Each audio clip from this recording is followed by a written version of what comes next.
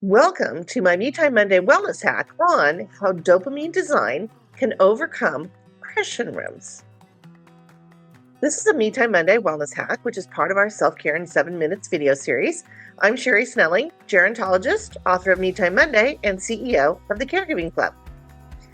Dopamine design, which is also known as dopamine decor, is an interior design trend centered on creating a joyful, energetic, and feel-good environment through the use of bright colors, bold patterns, eclectic items, and personal objects that evoke positive feelings and memories.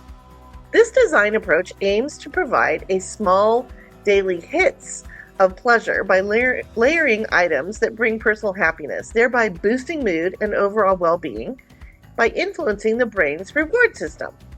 Now, for some, too much color creates stress, so you have to choose designs and colors that match your personal style and creates the most calm for you.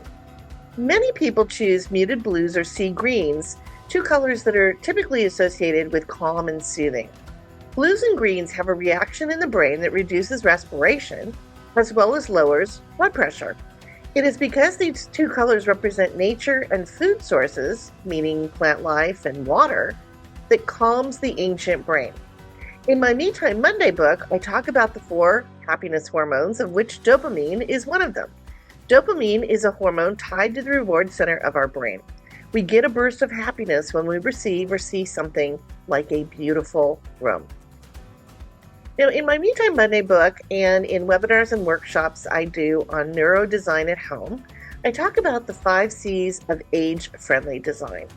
And those are curves, color, contrast, comfort sources, and clutter-free environments. This last one is essential as it contributes to both environmental and emotional wellness.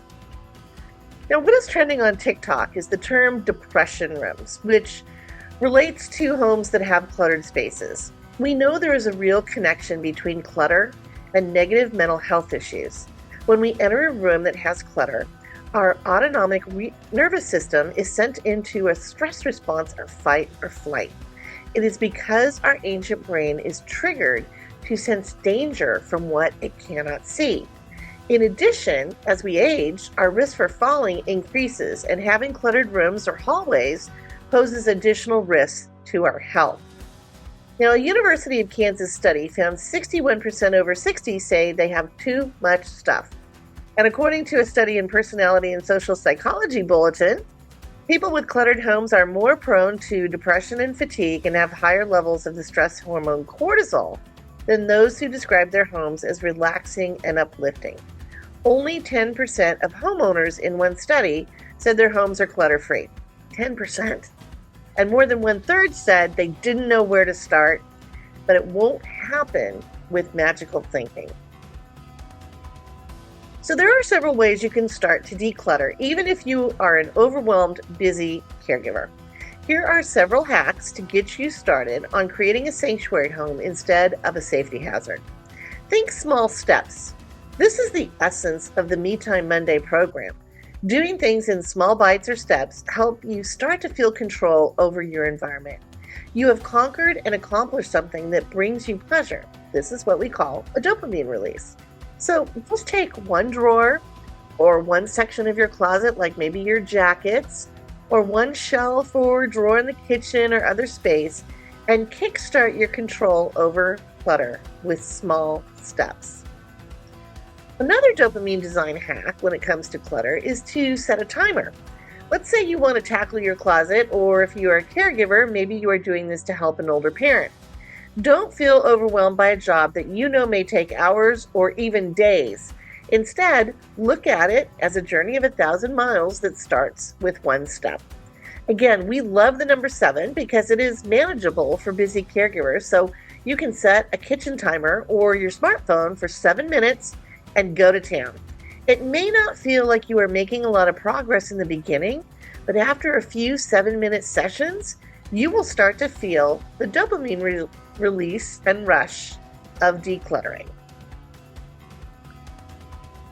One rule of expert declutterers is to ensure that everything you have has a space so that it can be in a drawer or in a closet in an organized way so you can still see it, but you can also close it off if you need to. Again, this is part of dopamine design for decluttering. You can still see it, but you can also shut it away if you want. So coordinate drawers and closets with labels or by color code. And again, this gives your brain a break when it is trying to find something. Our next dopamine design for decluttering hack is to ensure that walkways have both visual and mobility clearances. This means you can see where you are going easily and there are no trip hazards in your pathway. This is especially important for older adults where 1 in 4 seniors falls at home every year. And finally, our last dopamine design decluttering hack is the 5 things rule. In any room in the house, you should only have 5 major things. In this image, it is a bed, 2 nightstands, a bench, and a mirror. Limiting the major items that we have to interact with also helps us stay clutter-free and creates that open space that our brains crave. I hope you enjoyed this Me Time Monday wellness hack. Every Monday, I will have a new self-care in 7 minutes video. You can find more information in my book, Me Time Monday, the weekly wellness plan to find balance and joy for a busy life, or visit MeTimeMonday.com or CaregivingClub.com. And don't forget to subscribe to our Caregiving Club YouTube channel to get all the self-care in 7 minutes videos every Monday. Take care and stay well.